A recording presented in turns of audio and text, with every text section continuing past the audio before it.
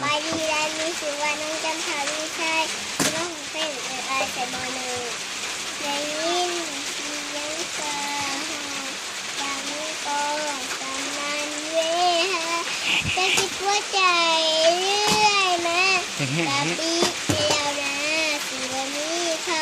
สาวนาคนนี้จำชีวีคิดน้ำผู้บ่าวความผูกพันเป็นบ่าวสาวแต่งไปให้เรียนดูโมไปอายได้เรียนต่อมหาลัยอยู่ในเมืองโตฉันจะจากใจเนาะเพราะที่เราสองผูกพันใจทำมันสัญญาอายให้ว่าสิบ่ลืมบ่ได้อายก็เงียบไปจะเป็นไปอายบ่ติดต่อไม่จริงเนาะบ่ติดต่อวันเนาะเป็นหัวใจอายผู้ว่าน้องเอิ้นหา